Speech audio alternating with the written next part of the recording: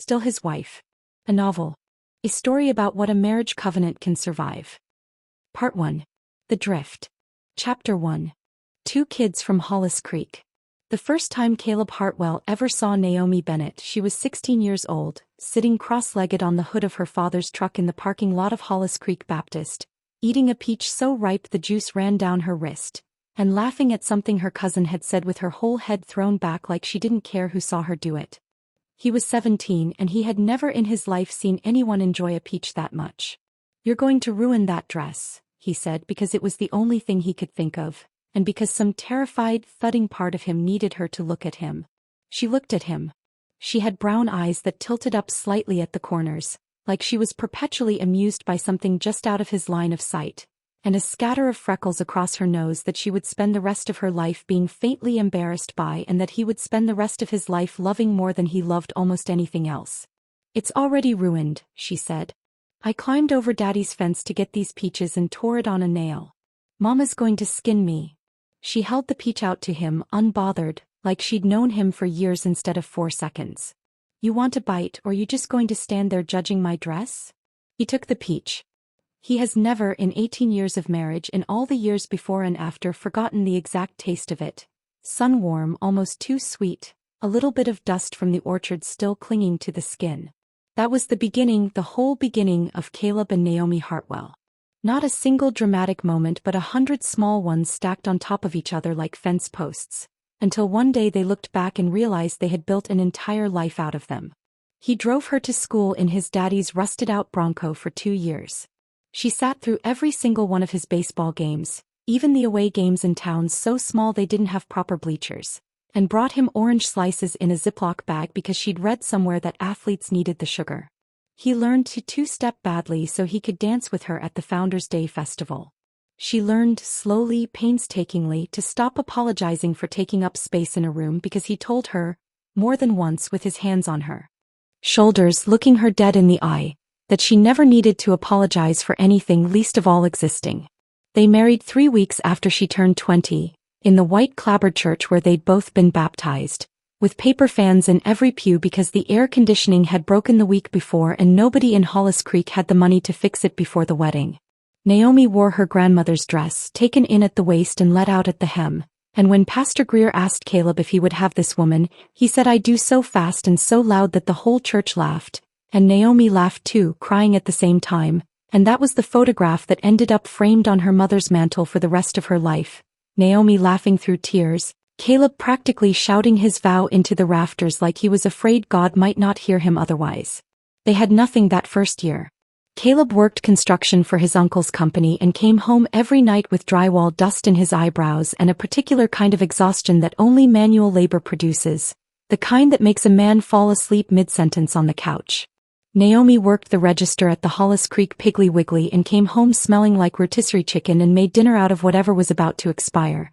And somehow, on 2 of the smallest incomes either of their families had ever seen, they were happier than either of them would admit to being again for a long time. It would be easy, looking back from where this story actually begins, to say that the trouble started the moment the money came. That would be too simple and also not quite true, but it is true that the money is where the story has to start being told differently, because the money is what gave Caleb room to become someone neither of them had ever met before. It happened the way it happens to a certain kind of man with a certain kind of mind for numbers and risk. Slowly and then all at once.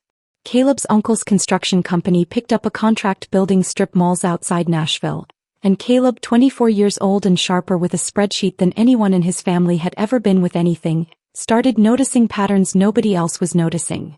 Which parcels of land were about to triple in value, which towns were about to swell with people fleeing somewhere more expensive. He took every dollar they'd saved, against his uncle's advice and his own mother's outright tears, and bought 11 acres of cow pasture outside a town called Millhaven that, at the time, had a single stoplight and a Baptist church and absolutely nothing else worth mentioning. 4 years later, that same 11 acres was the anchor of a shopping development worth more than either Caleb or Naomi had ever imagined possessing in their whole lives combined. And Caleb Hartwell, 28 years old, had a company with his name on the door and a house in Millhaven with 6 bedrooms they did not need and a wife who still, on Sunday mornings, made biscuits from her grandmother's recipe and pressed them into Tupperware to take to the new neighbors, because that was what you did when you moved somewhere. In her experience, that was just what a decent person did. This is where the story properly begins. Not with the money itself. Money is not a sin, and Caleb Hartwell worked himself half to death for every cent of it, got up at 5 in the morning for a decade, and Naomi never once asked him to slow down, because slowing down had never occurred to her as something a husband was supposed to do. The story begins with what the money revealed. It is a strange and uncomfortable thing what wealth does to a marriage.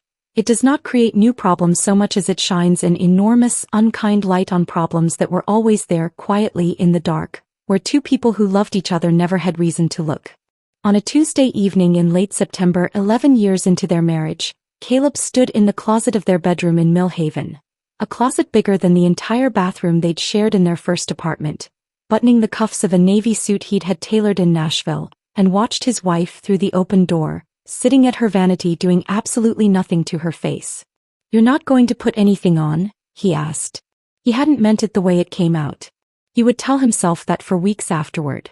Naomi looked up from the book she'd propped against the mirror. She always read while she got dressed, a habit from childhood, claimed it helped her relax before doing anything she found the least bit stressful, and a dinner with 11 other couples from his business circle, none of whom she knew well, was exactly the kind of evening she found stressful, and said, "Put what on?" "I don't know. Makeup. Something." "I have lotion on," she said, not defensively, just stating a fact the way she said most things.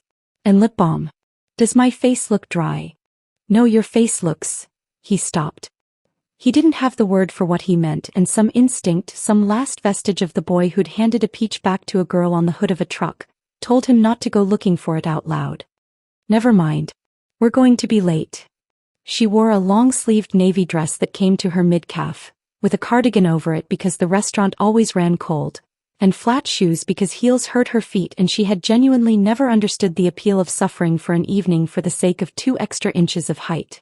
She looked, Caleb thought, looking at her in the mirror as she gathered her purse, exactly like she had looked for the entire 11 years he had known her as his wife.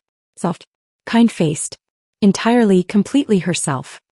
He did not yet have language for the thing twisting quietly in his chest, watching her.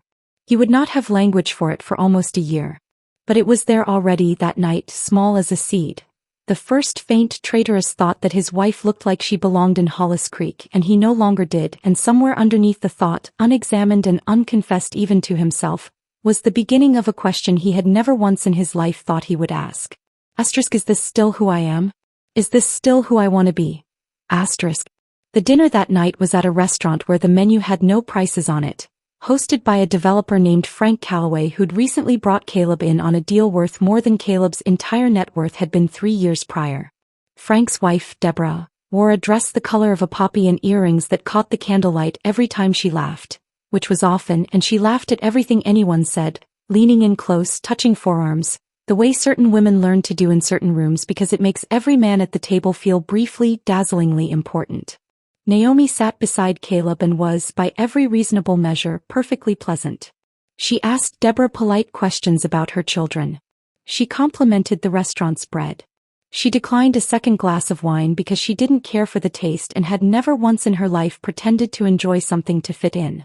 When one of the other wives, a woman named Priya married to Caleb's attorney, asked Naomi what she did, Naomi answered honestly, "I take care of our home. And I volunteer some at our church. Nothing as exciting as what you all do." Nobody at the table was unkind to her. That was, in some ways, the worst part, and Caleb would spend a long time later trying to untangle why it had bothered him so much, because nobody had said one cruel word. But he had watched all night, the way the conversation moved around her like water around a stone, not unwelcoming, just unconcerned, simply continuing on without waiting to see if she had anything else to add. He had watched Deborah Calloway's eyes flick once fast from Naomi's flat shoes to her own heels, and something in that flick, not malice, not even judgment exactly, just a kind of swift automatic categorizing, had landed in Caleb's stomach like a stone dropped down a well, and he had spent the rest of the dinner unable to find the bottom of it. They drove home in silence. Naomi, who had a gift for not noticing things that were inconvenient to notice, or perhaps simply a gift for choosing deliberately not to dwell on them, talked the whole way about how good the bread had been and how she thought Deborah seemed like she might be lonely, underneath all that laughing, And did Caleb think they should have the Callways over sometime? Maybe she'd make her grandmother's chicken and dumplings. Sure, Caleb said. Sure, babe. He was not thinking about chicken and dumplings. He was thinking, with a guilt so immediate and so total that it frightened him, about Deborah Calloway's earrings catching the candlelight, and the particular electric way certain women in that restaurant had looked at him all night. Not Naomi's way, not the soft, settled, certain way his wife had looked at him for 18 years, but a different way, a way that felt like being noticed for the first time after a long time of being merely known. He did not say anything to Naomi that night. He kissed her on the forehead before she fell asleep, the way he had every night of their marriage, and he lay awake in the dark beside her for a long time, listening to her breathe, feeling something in his chest that he would not have been able to name even if someone had held a gun to his head and demanded he try. It would be almost a year before that nameless thing finally found its voice. But it had already, on this ordinary Tuesday in September, begun to grow roots. Chapter 2. The woman she has always been. If you had asked Naomi Hartwell on any given morning of that autumn whether she was happy, she would have looked at you with genuine, unguarded confusion, the way a person looks at you when you ask them whether the sky is generally up or down. Of course she was happy. She had a husband who had loved her since she was 16 years old and a peach, 3 children, Levi 10, Ruthie 7, and baby Sam 2, who at that particular moment in his life believed with his whole soul that he was a dog and insisted on being fed his Cheerios in a bowl on the kitchen floor, and a house with a wraparound porch where she sat every evening she could manage it after the children were down, with a cup of decaf and her Bible open on her lap, more often than not just looking at the pages without reading them, simply letting the quiet settle into her bones. She had grown up the second of 5 children on a farm 14 miles outside Hollis Creek, in a house where money was thin enough that her mother sewed her dresses out of fabric bought on clearance, and her father prayed over every meal like it was a genuine miracle that there was food on the table, which some years it nearly was. She had never once in her entire childhood imagined a life like the one she now lived. 6 bedrooms, a kitchen with an island the size of her parents' entire dining room, a husband whose name was on buildings, and there were moments still 11 years into it when she would walk past the floor-length mirror in her closet and catch her own reflection and think, with genuine bewilderment, how did a girl like me end up here? She did not think of herself as someone who deserved less than what she had. She thought of herself simply as someone who had never needed very much to be content, and who had been given, through no particular doing of her own beyond loving one boy faithfully since she was 16, more than she had ever known to ask for. Her days had a shape to them that she loved precisely because of its predictability. She woke before the children, before Caleb even, while the house was still dark and cool, and she made coffee and sat at the kitchen table with her Bible and a yellow legal pad where she wrote down most mornings a single verse or a single sentence that had caught in her like a hook, something to carry through the day. Be still and know. Charity suffereth long and is kind. A woman's strength is not in what she shows, but in what she chooses to carry quietly. That last one wasn't scripture. It was something her grandmother used to say, but Naomi had written it down so many times over the years that it had started to feel like scripture to her anyway.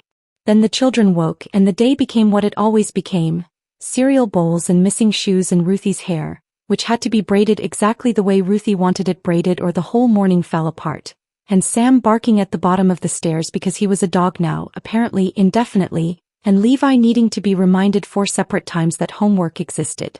She drove carpool. She volunteered Tuesdays at the church nursery and Thursdays at the literacy program downtown, teaching grown men and women who had never learned to read how to sound out their first words, which she considered, without any exaggeration, one of the great privileges of her life. She made dinner most nights from scratch because she liked cooking, found something almost holy in the chopping and the stirring and the long, slow transformation of raw ingredients into something a family could sit down and share, and she set the table. Actually set it with cloth napkins even on a Tuesday, because her mother had taught her that the way you treated an ordinary dinner told you something true about how you regarded the people eating it. She was not by nature an anxious woman, but she had one particular anxiety that lived in her like a low hum she had mostly learned to tune out. She did not entirely know how to be a wife to the man Caleb Hartwell had become. He loved him. That was never in question, not once, not for a single day of their marriage. She loved the boy who'd handed her a peach back and the 17-year-old who'd two-stepped badly at Founder's Day and the 20-year-old who'd shouted his vows into the rafters of a church with broken air conditioning. And she loved, too, the man he was now, the version of him that came home some nights vibrating with the energy of a deal he'd closed, talking faster than usual, his eyes bright in a way that still after 11 years, made something in her chest go warm and soft. But she had noticed she was not a fool whatever else she might have been, that the rooms he moved through now were rooms she did not move through easily. She had noticed that the wives at these dinners wore their confidence like a fragrance, something that filled a space before they'd said a single word, and that she did not know how to manufacture that particular kind of confidence, had never needed to, had spent her whole life believing that a woman's worth lay in faithfulness and kindness and the quality of her chicken and dumplings rather than in the cut of her dress or the height of her heel. She had tried a little here and there in small private ways she never mentioned to Caleb because she did not want him to think she was performing for him. She'd bought a tube of lipstick once at the Sephora in the Millhaven Outlet Mall, stood in front of the display for nearly 20 minutes feeling like an imposter, and worn it exactly once to a dinner before deciding it felt like wearing somebody else's face and putting it back in the drawer where it still sat, mostly untouched 18 months later. She had tried twice to make herself want the things she imagined Caleb's new life wanted from her. A sleeker dress, a sharper haircut, and both times had felt, standing in a fitting room mirror, a wave of something that she eventually identified with some discomfort as grief. Grief for the version of herself she would have had to become. Grief that becoming that version felt to her less like growth and more like erasure.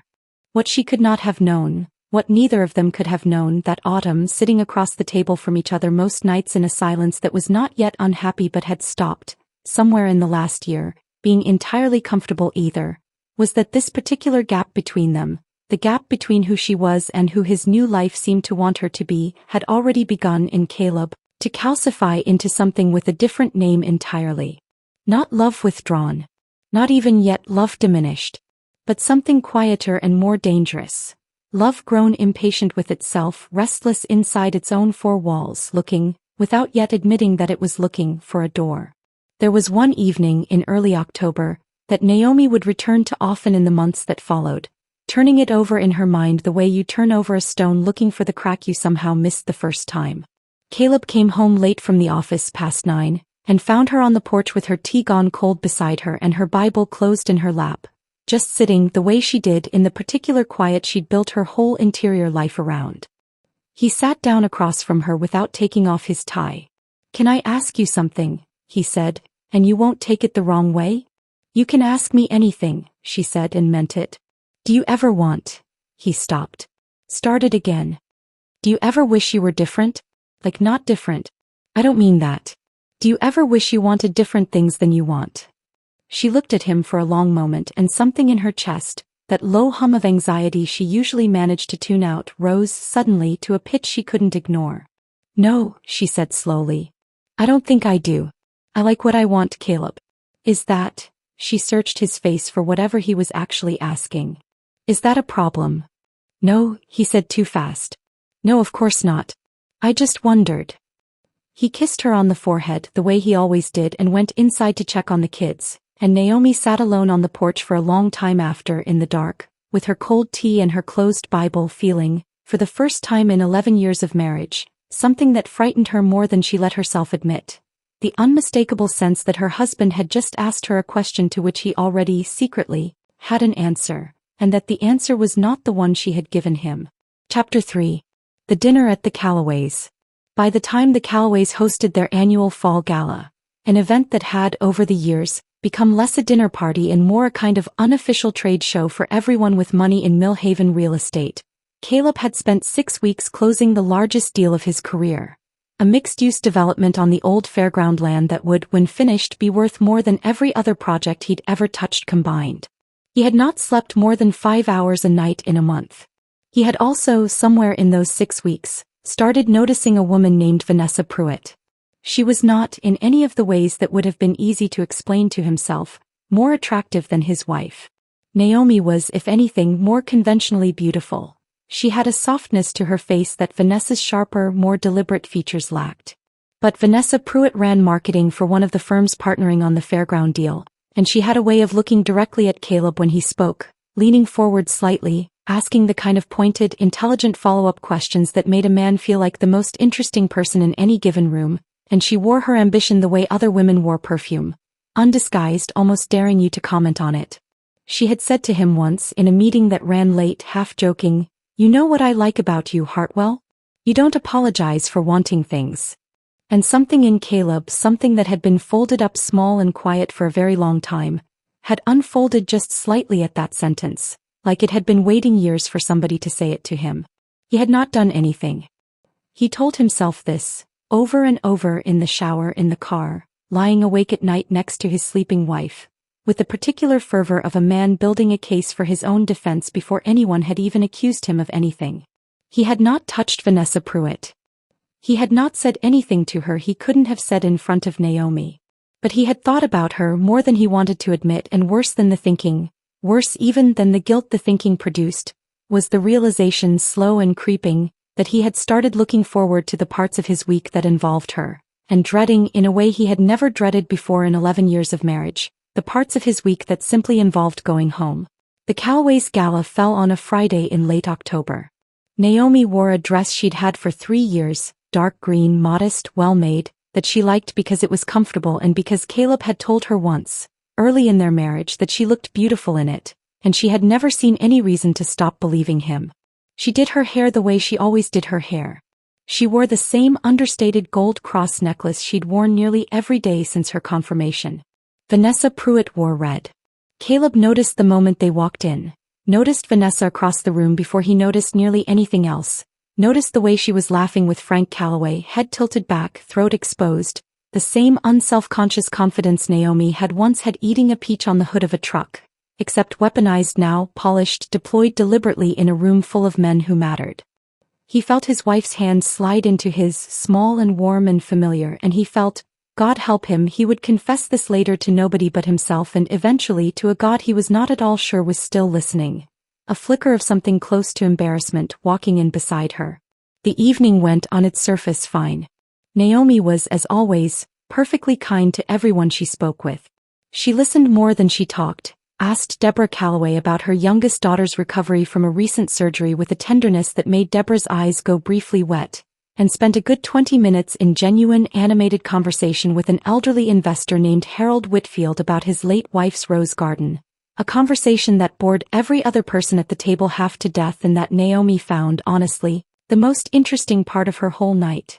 Caleb watched all of it from a slight distance, the way you watch something you love through glass.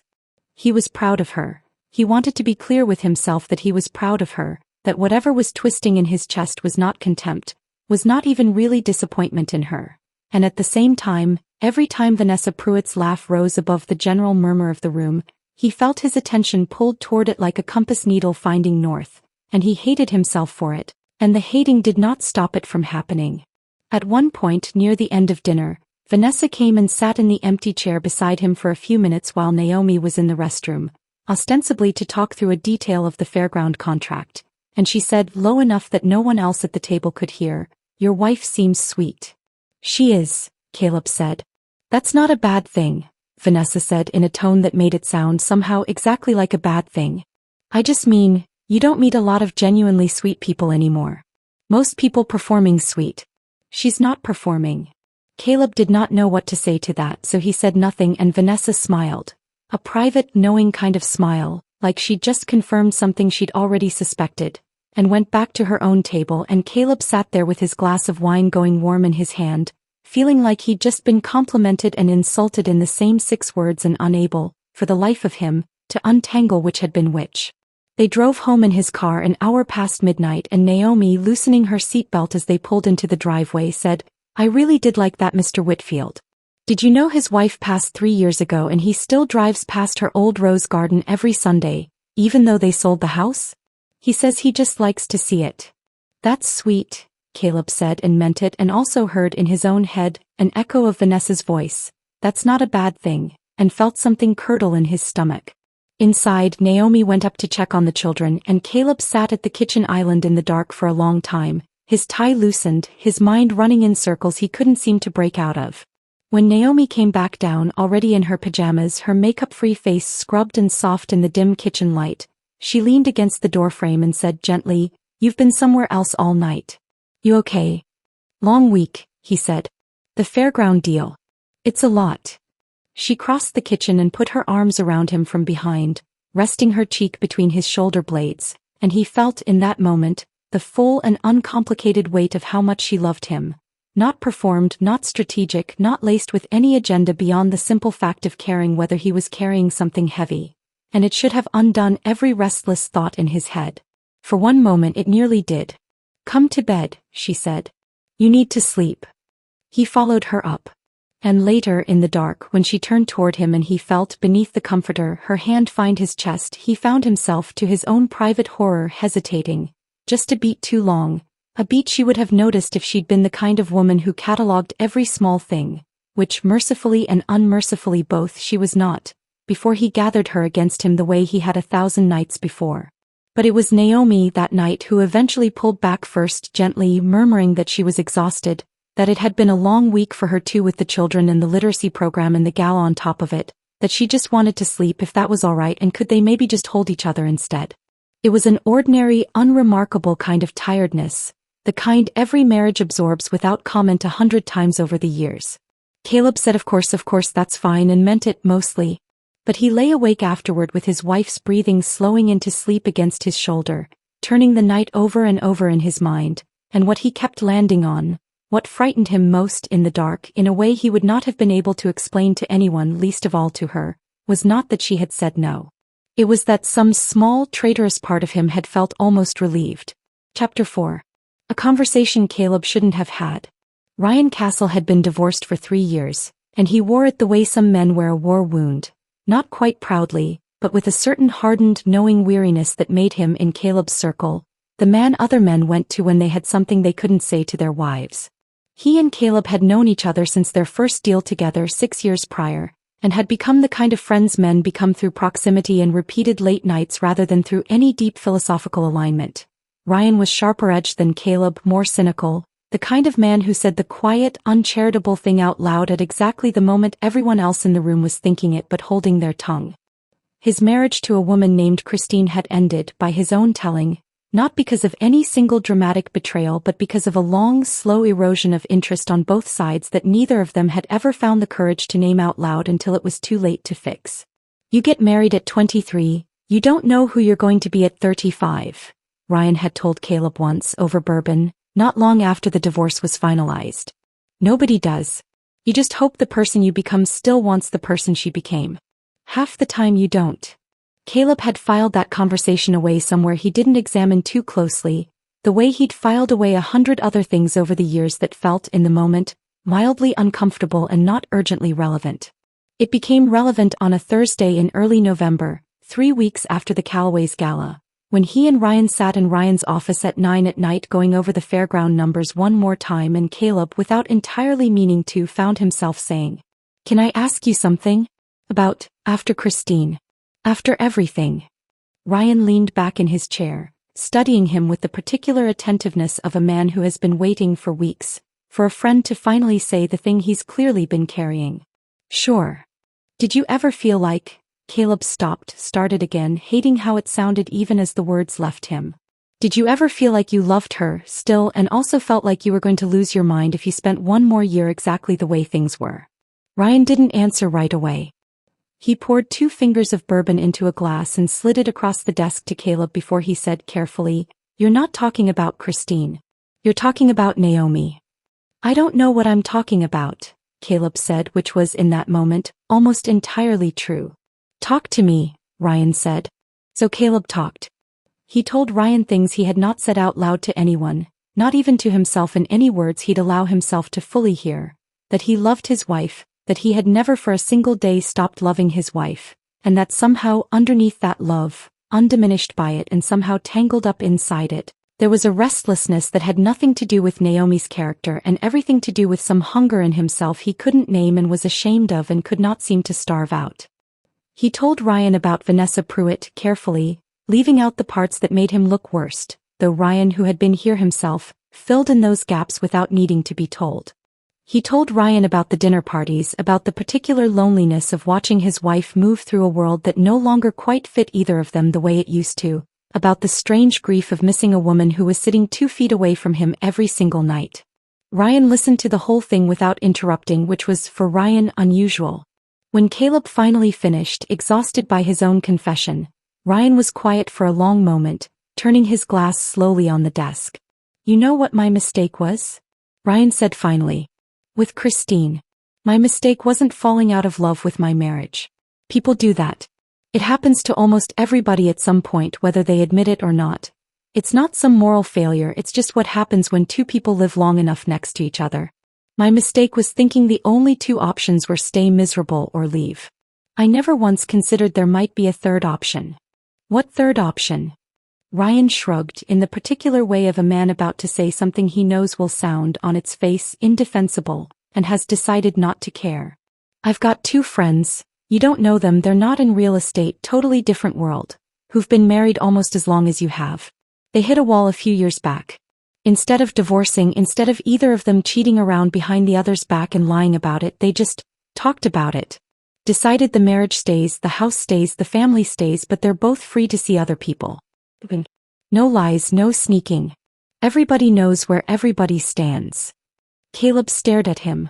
You're talking about an open marriage. I'm talking about honesty instead of slow death, Ryan said. I watched my marriage die for 2 years before either of us said a word about it out loud, and by the time we finally did, there was nothing left to save. These two, they're still together. Still raising their kids together. Still, far as I can tell, actually fond of each other. They just stopped pretending that loving somebody and wanting nothing else, ever for the rest of your life, are the same thing. Naomi would never. Caleb started and stopped because he genuinely did not know how to finish the sentence. He tried to imagine saying any version of this to his wife, to the woman who still prayed over dinner every single night without fail, who had married him in a church with broken air conditioning and meant every word of every vow she'd said with her whole entire heart. And the image refused to fully form in his mind, refused to resolve into anything he could picture actually surviving contact with her face. I'm not telling you to do it, Ryan said. I'm telling you it exists. I'm telling you there's more than 2 doors in this hallway, Caleb, even if nobody ever showed you the other ones. Caleb drove home that night with the bourbon sitting heavy in his stomach and Ryan's words sitting heavier somewhere underneath that.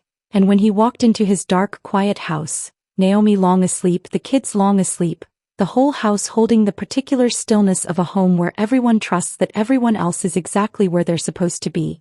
He stood for a long time in the kitchen, not turning on the lights, just standing in the dark his wife had built around their life so carefully, so faithfully for 11 years, and felt something in himself that he did not yet have the courage to call by its real name. It was not yet a decision. It was only a door, glimpsed for the first time at the end of a long dark hallway he had not previously known was there. But Caleb Hartwell, lying down beside his sleeping wife that night for what was, though he did not know it yet, one of the last truly untroubled nights of sleep either of them would have for a very long time, had already, without fully admitting it to himself, begun walking toward it.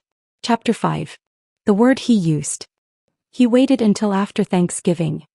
He would tell himself later that this was kindness, that he hadn't wanted to ruin the holiday for the kids, for her mother who'd driven up from Hollis Creek, for the whole sprawling, noisy, ordinary warmth of a Hartwell Thanksgiving with too much food and Sam still insisting at the table now that he be allowed to eat his turkey off the floor.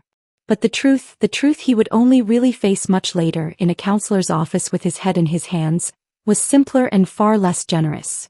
He waited because he was afraid, and fear in Caleb Hartwell had always looked a great deal like patience. It was a Sunday evening in early December. The children were in bed. Naomi was at the kitchen table wrapping the last of the Christmas presents she'd already bought. She always finished her shopping absurdly early, said it was the one area of her life where she had no patience at all, humming something under her breath, surrounded by rolls of paper and ribbon, utterly at peace in a way that made what Caleb was about to do feel, even as he stood in the doorway working up the nerve, like a kind of violence. Can we talk? He said.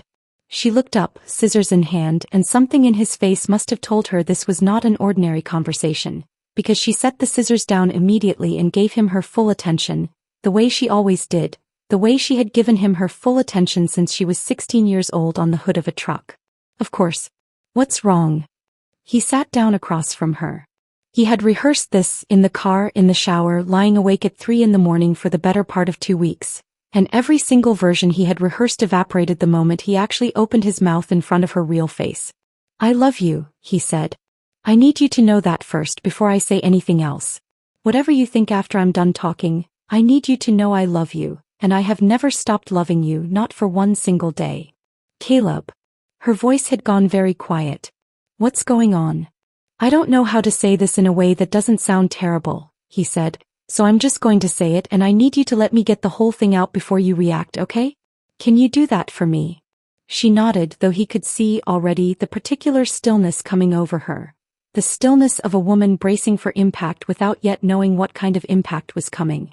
I felt, for a while now, longer than I want to admit, like something's missing. Not in you. Not in who you are. Naomi, you're the best person I've ever known. I mean that, I'm not just saying it. But I feel like I've become somebody you didn't sign up for, and somewhere along the way I think I started wanting things I don't know how to want inside the life we built. I don't want a divorce. I want to be really clear about that because I know that's probably the first thing your mind's going to go to, and it's not that. I don't want to lose you. I don't want to lose the kids, our home, any of it. Then what do you want? Naomi said. Her voice had gone strange, flat, careful. The voice of someone walking across ice and testing every single step before putting weight on it. I want. He took a breath. He had practiced this word specifically, more than any other word in the entire conversation, and it still came out of him sounding foreign, sounding like it belonged in someone else's mouth. I think I want an open marriage. The kitchen went silent in a way that Naomi would describe much later to Joy as the loudest silence she had ever lived inside. I'm not following, she said, though they both knew instantly that she was. I mean, I want us to stay married. I want us to stay a family. But I want the freedom to see other people sometimes. And you'd have that same freedom. Nobody's lying to anybody. Nobody's sneaking around. It would all just be out in the open. Honest. Honest. Naomi repeated the word like it had a taste, and the taste was bad. You want to bring other women into our marriage and you want to call it honest. I'm not trying to hurt you. Then don't, she said, and for the first time since he'd sat down, her voice cracked just slightly right down the middle. Don't do this, Caleb. Whatever this is, whatever's missing, tell me. Tell me what I'm not giving you and I will try. I have always tried. I will go to counseling with you. I will change anything you ask me to change. I will. She stopped, pressing the back of her hand hard against her mouth, and Caleb watched his wife of 11 years fight with everything in her to keep from falling apart in front of him, and felt something in his chest tear so completely that for one long suspended moment he nearly took the whole thing back. It's not about you changing, he said, which was, in its way, the cruelest thing he could possibly have said because it told her in 6 words that the problem was not fixable, that there was no version of trying harder that would solve it, that the door he was opening had nothing to do with anything she could control and everything to do with some hunger in him that her whole self, however much she gave of it, would never be able to satisfy. Then what is it about? She whispered. He did not have an answer that would not destroy her further, so he said nothing, and his silence answered for him more completely than any words could have. Naomi sat very still for a long time, looking at the half-wrapped present in front of her. Levi's new baseball glove, she would remember later with absurd, useless specificity, the exact present she had been wrapping when her marriage broke open on the kitchen table. And when she finally spoke again, her voice had gone somewhere Caleb had never heard it go before, somewhere past hurt into a kind of terrible, exhausted clarity. I'm not going to fight you, she said. I want to. Every part of me wants to scream at you right now, wants to throw something, wants to ask you who she is, because I know there's a she, Caleb. There's always a she when a man starts using a word like honest to describe something this dishonest to everything he ever promised. But I'm not going to do that. I made a vow to you. I said it in front of God and everybody we ever loved, and I meant every word of it, and I am not going to be the one who breaks it even now. Even with this. She looked up at him and her eyes were dry, which somehow frightened him more than tears would have. But I want you to understand something, and I need you to really hear it because I am only going to say it once. I'm not agreeing to this. I'm not giving you my blessing. I am telling you that I will not leave because leaving is not who I am and it is not what I promised. And because our children deserve a mother who fights for their family with everything she's got, even when their father stops fighting for it himself. But you do not get to call this honest, and you do not get to call this a gift you're giving both of us. This is a wound. You're choosing to open one. And I am choosing. God help me, I don't fully understand why, except that I think it's the only thing I actually know how to do, to stay standing here while you do it. She stood up.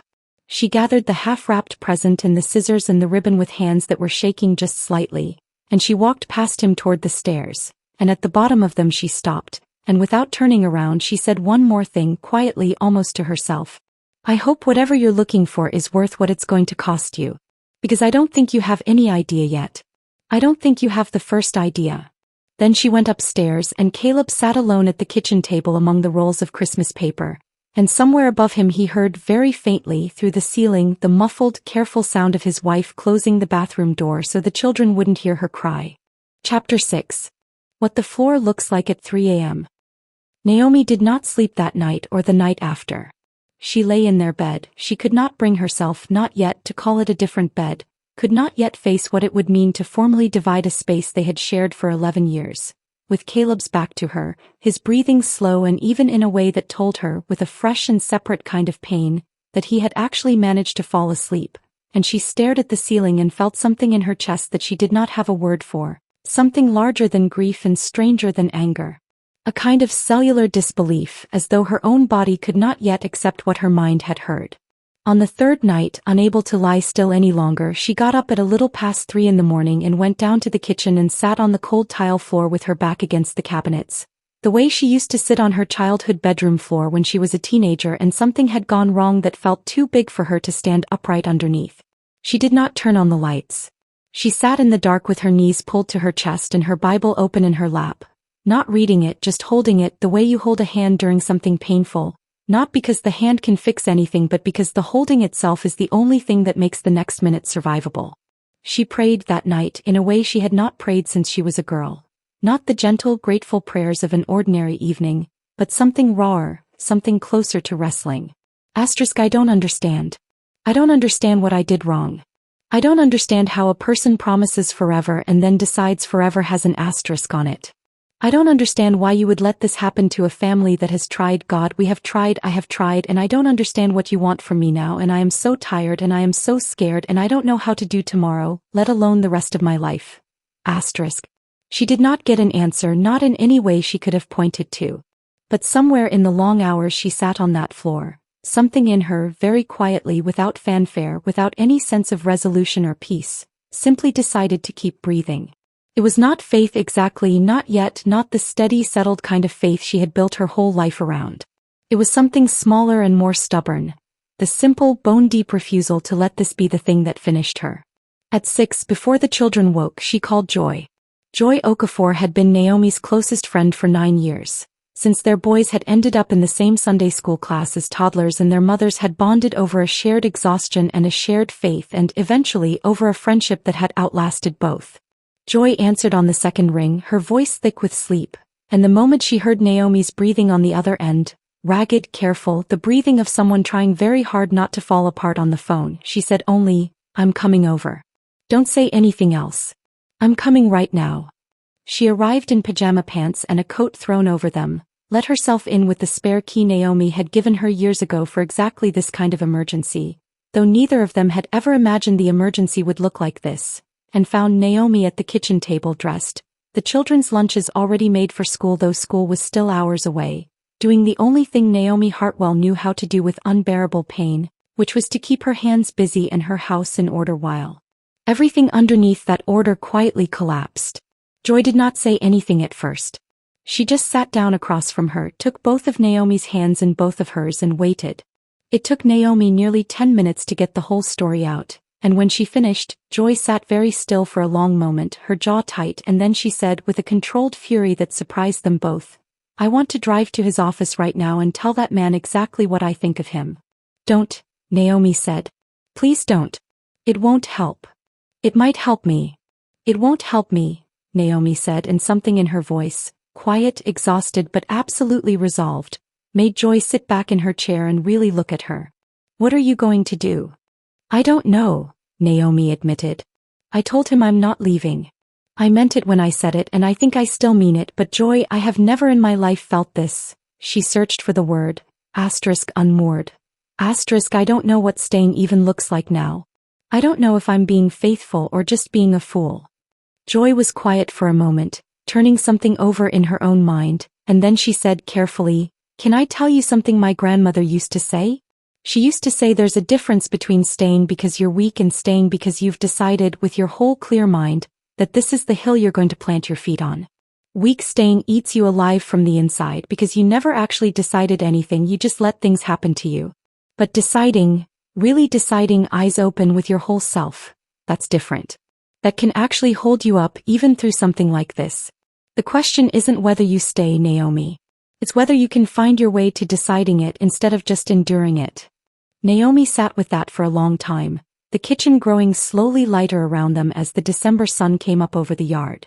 I don't know how to decide something that hurts this much, she said finally. No, Joy agreed gently.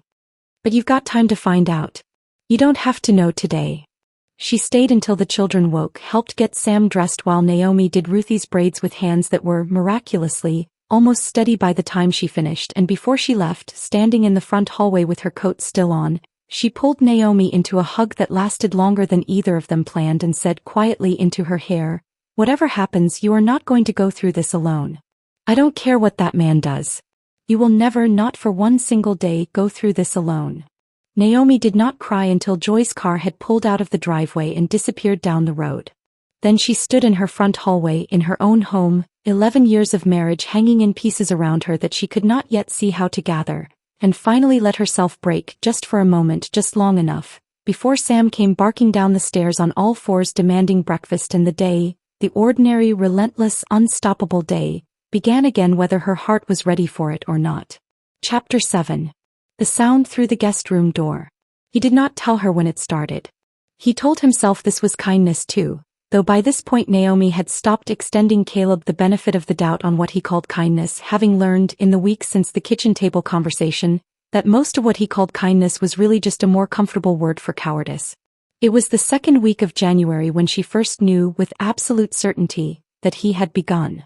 She had taken the children to her mother's for the weekend, a trip planned weeks earlier before any of this, before the word open had attached itself to her marriage like a stain that would not lift, and had come home a day early because Sam had come down with a fever and Naomi's mother, 71 and recovering from a knee replacement, was not up to nursing a sick toddler through the night.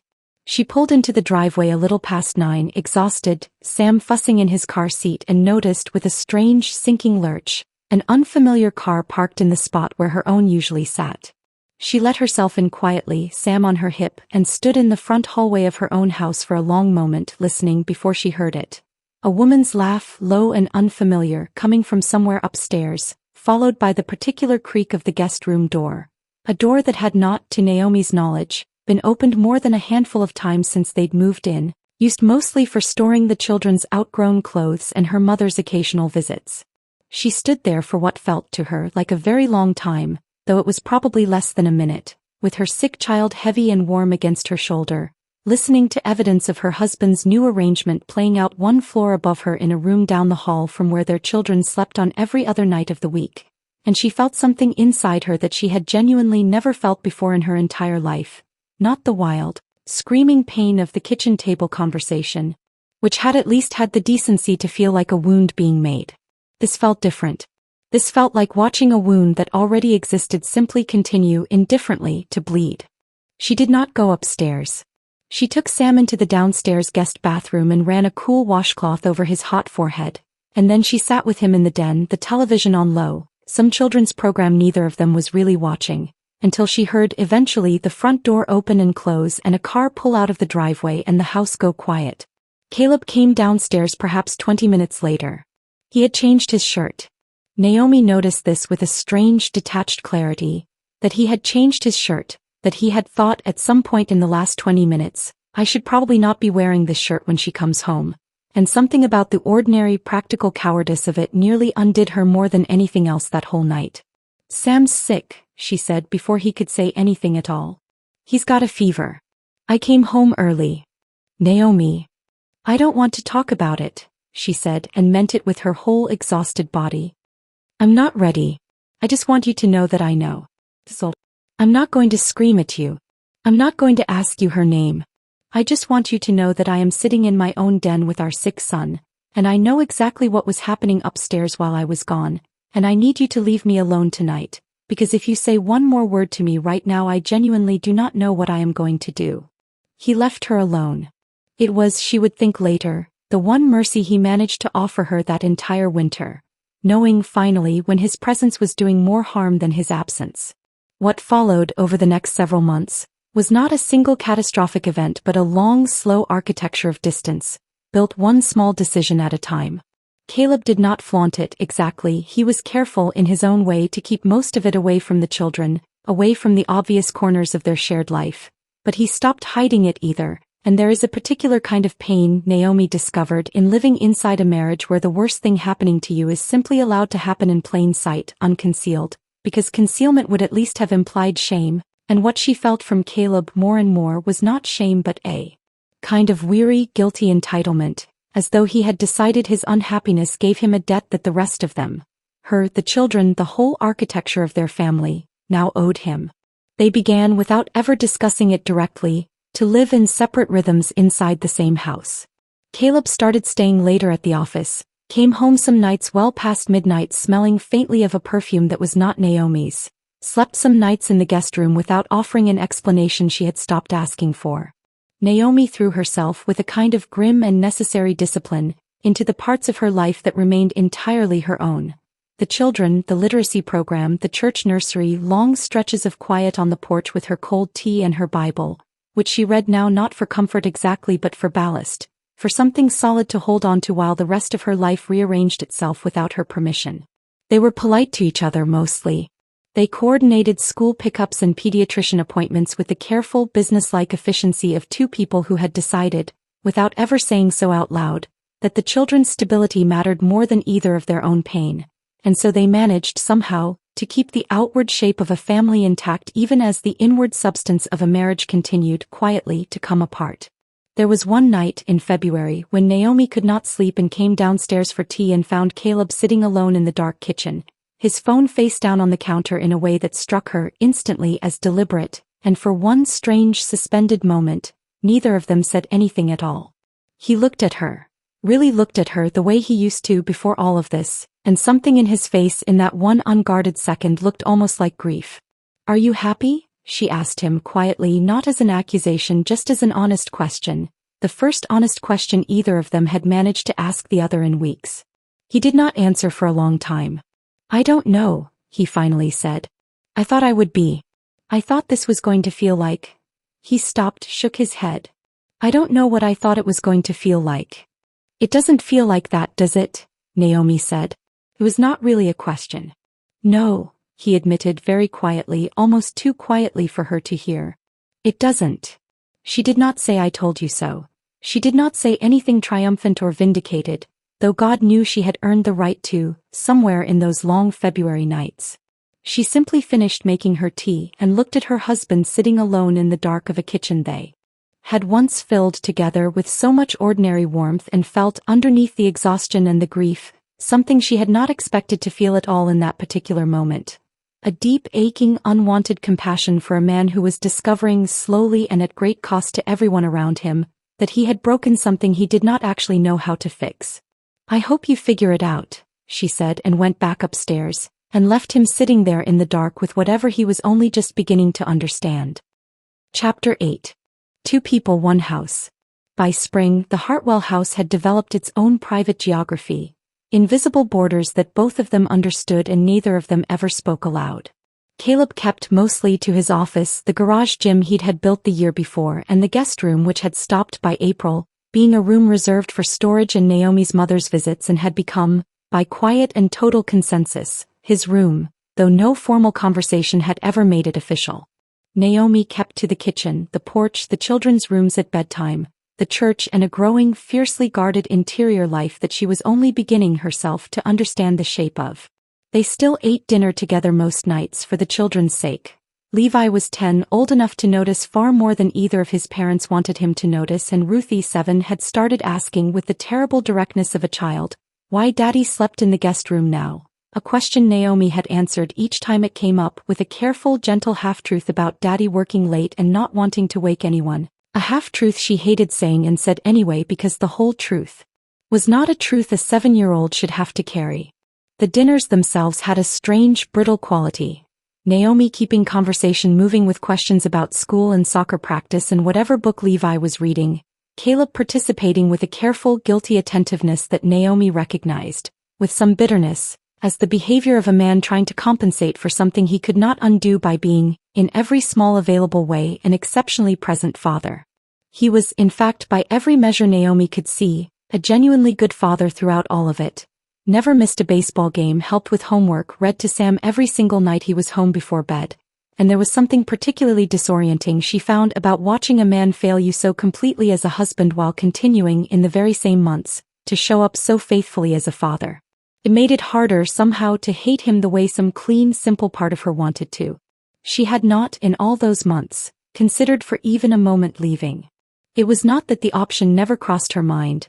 There were nights, plenty of them, when some small, exhausted, self-protective voice in her whispered that she could take the children and go to her mother's, that no court in the country would blame her, that staying inside a marriage her husband had voluntarily cracked open was not, by any modern measure, required of her.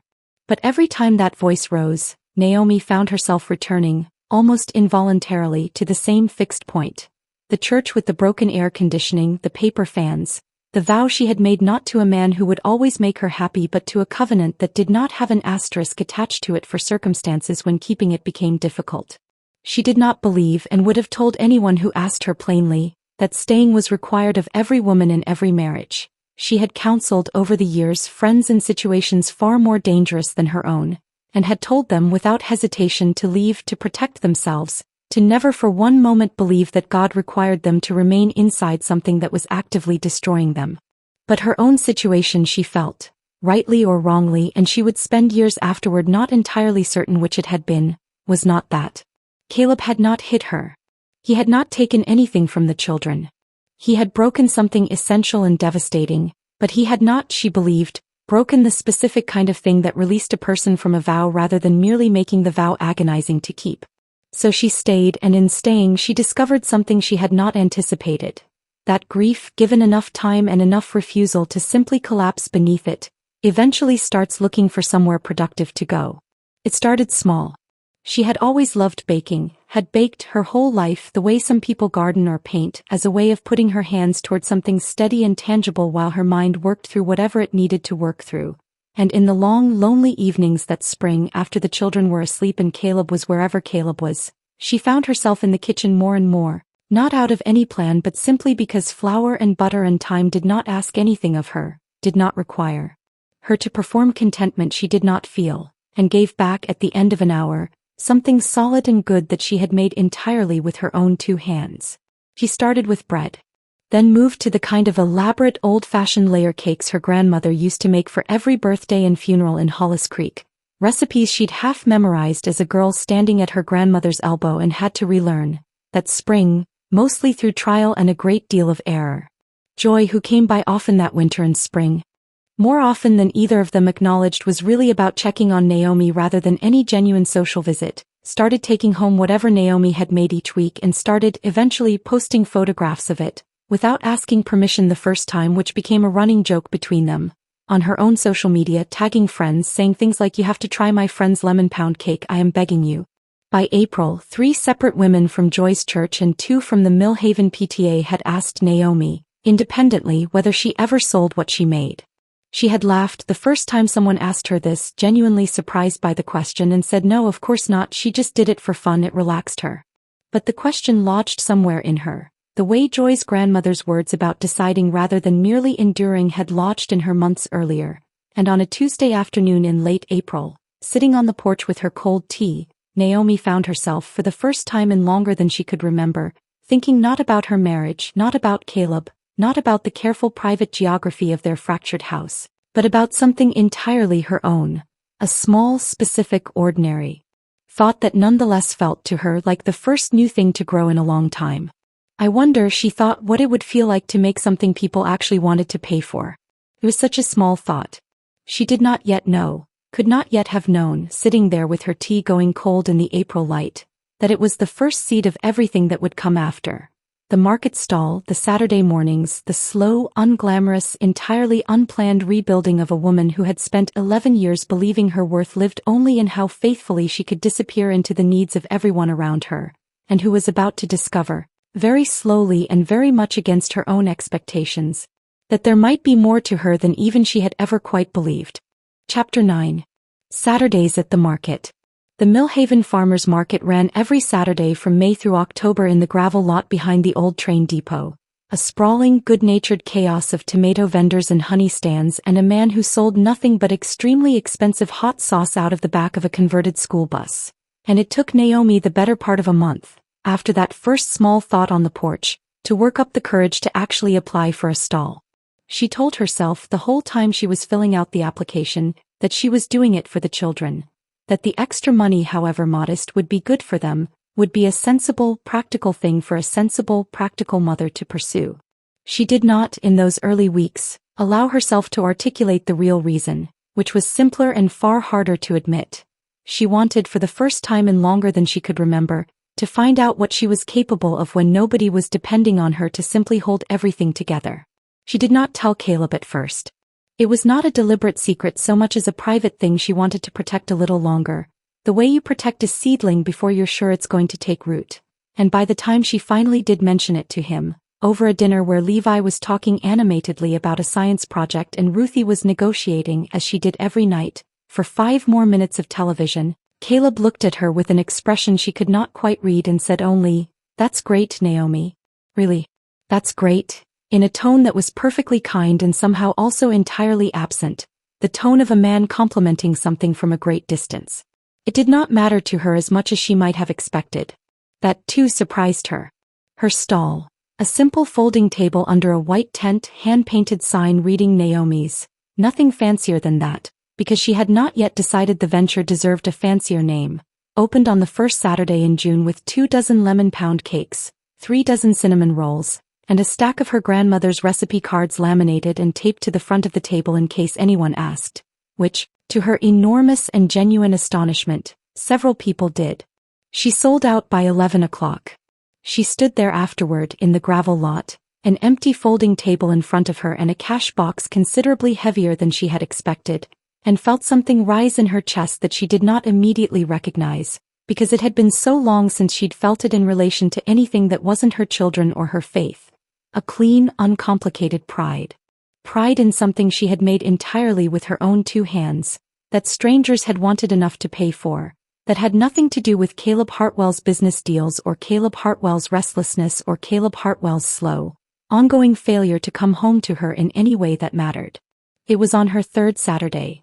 The stall now stretched to 4 full tables, a hand-lettered sign that finally read Naomi's Hollis Creek Bakery, a line by 9 in the morning, that snaked back toward the hot sauce bus, that a man stopped at her table and stood there for what felt to Naomi like an unusually long time, simply looking at the spread in front of him with an expression of genuine, almost comic indecision. "I have a problem," he said finally. "Oh. I want one of everything and I am only one person, and I do not have a freezer large enough to support the life choices I am about to make." Naomi laughed. A real laugh, surprised out of her, the kind she had not laughed easily in front of a stranger in longer than she could remember. "Well, I can't help you with the freezer situation. But I will say the lemon pound cake freezes better than people think." "Then I'm getting the lemon pound cake," he said, "and also the cinnamon rolls because I can already tell just from looking at them that I am going to regret not getting the cinnamon rolls, and I have learned in my life to listen to that particular instinct."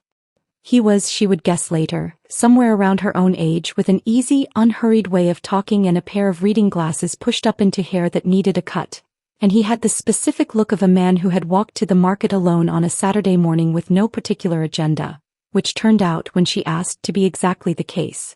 His name was Theo Marsh. He taught high school history at the school 2 towns over, had moved to Millhaven the previous fall after a job change, knew almost no one yet outside the faculty lounge and had started coming to the Saturday market, he admitted, mostly because Saturdays alone in a new town had a way of stretching out long and a little lonely if you didn't give them some kind of shape. "Well," Naomi said, wrapping his cinnamon rolls with a care she would later, privately, find herself slightly embarrassed by, "I hope the lemon pound cake helps with that at least a little." "It already has," he said and smiled at her. An easy, unguarded smile, nothing practiced or strategic about it, and paid and thanked her and walked off into the crowd, and Naomi stood there behind her table for a moment afterward feeling something small and unfamiliar stir in her chest, something she did not have a name for yet and would not, for some weeks, allow herself to look at directly. He came back the following Saturday. And the Saturday after that. By the fourth week he had started arriving early enough to help her unload the car, an offer she'd initially refused and then, exhausted from a week of doing nearly everything else in her life alone, gratefully accepted, and by the sixth week, they had fallen into an easy, comfortable rhythm of conversation that filled the slow stretches between customers. About his students, about her children, about Hollis Creek and the orchard she'd grown up near, about 100 small, ordinary things that had nothing to do with anything either of them was carrying. It was on that sixth Saturday, packing up the empty tables as the market wound down, that Theo said with the careful casualness of a man who had clearly been working up to the question for a while, "Would you ever want to get coffee sometime? Not at the market. Somewhere we could actually sit down." Naomi felt the question land somewhere low in her stomach, a strange mix of warmth and alarm, and she set down the folding chair she was holding and looked at him directly because she had decided, somewhere in those 6 weeks without fully realizing she'd decided it, that whatever this was, whatever small, warm, unfamiliar thing had been growing in the spaces between her Saturday mornings, it could not continue one more conversation further without the truth sitting plainly between them. "Theo," she said, "I need to tell you something and I should have told you weeks ago and I'm sorry I didn't." His face shifted, bracing slightly. "Okay. I'm married." He was quiet for a moment and to his credit, she would think about this later many times, how much it told her about the kind of man he actually was. He did not look angry or embarrassed or like a man who'd been made a fool of. He looked mostly like a man recalculating something carefully in his head. "Okay," he said again, slower this time. "Thank you for telling me." He paused.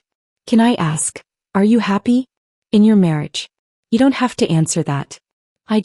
I find I've been thinking about you most days this week, and I'd rather know the truth than keep doing that without it."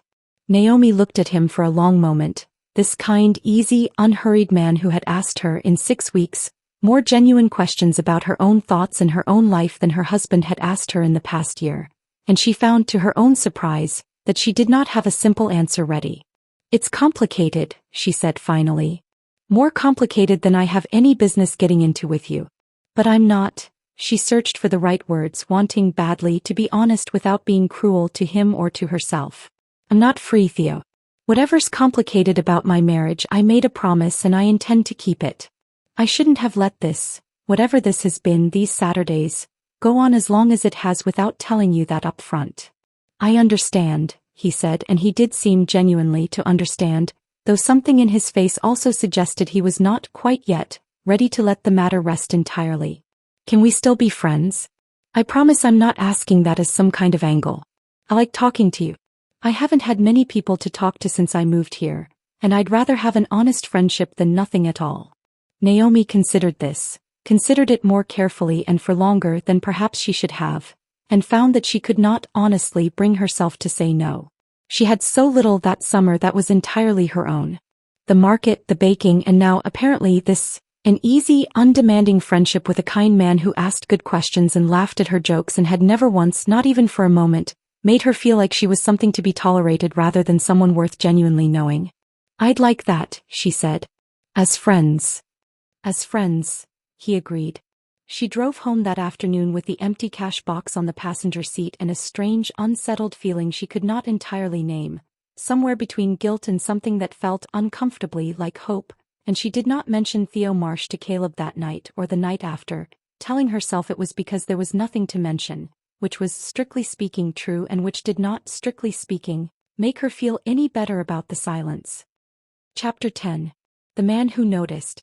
The friendship continued through the summer in the particular careful way that two honest people manage a thing they both privately suspect is more complicated than the label they've agreed to give it. They met for coffee twice, both times in the middle of a Tuesday afternoon, both times with Naomi telling herself beforehand that this was simply what friends did, and both times leaving with a feeling she did not examine too closely because she suspected, rightly, that close examination would not be kind to her. Theo asked about her marriage only once more that summer, gently near the end of July, after she had mentioned in passing that Caleb was working late again, that he'd missed Sam's swim lesson for the 3rd time that month. "Can I say something and you can tell me to mind my own business?" Theo said. "You can say it. You talk about your kids like the sun rises and sets on them. You talk about your baking like it's the first thing in years that's made you feel like a whole person instead of half of one. And you talk about your husband. He paused, choosing his words with visible care. You talk about him like someone describing weather. Like something happening around you instead of with you. Naomi did not say anything for a long moment, because she did not have a defense ready, and because some part of her recognized, with an unpleasant jolt, the precise accuracy of what he'd just said. It's not your business, she said finally but gently without any real edge to it. You're right. I'm sorry. He was quiet for a moment, turning his coffee cup slowly on the table. I think you deserve more than weather, Naomi. I think whatever's happening in your marriage, you deserve a life where someone is actually present in it with you, not just orbiting around the edges of it. I'm not trying to talk you into anything. I know where the line is and I'm not going to cross it. I wanted to say that out loud once because I don't think anyone else is saying it to you and I think you need to hear it from somebody. She went home that night and sat on the porch for a long time after the children were asleep, Theo's words turning over and over in her mind alongside a question she had been very carefully avoiding for months. Whether the marriage she was fighting so hard to preserve was, in fact, still a marriage in any sense beyond the legal and logistical one, or whether she had spent the better part of a year defending the shape of something whose actual substance had already quietly hollowed out. She did not have an answer that night. She would not have a clear answer for some time yet. But she found herself increasingly in the weeks that followed, doing something she had not done in months, looking honestly without flinching at the actual condition of her marriage, rather than at the version of it she had been keeping alive through sheer will and scripture and stubborn hope. What she found looking honestly was not encouraging. Caleb had not ended his arrangement. If anything, the spring and early summer had seen it continue with a kind of low, grinding consistency that had stopped, by now, even pretending toward discretion.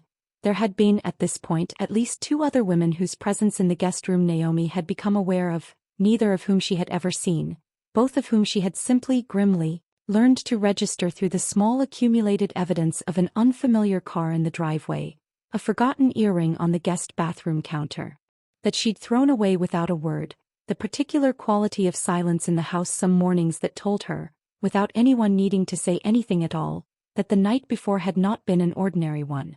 She had stopped by midsummer expecting any of it to change.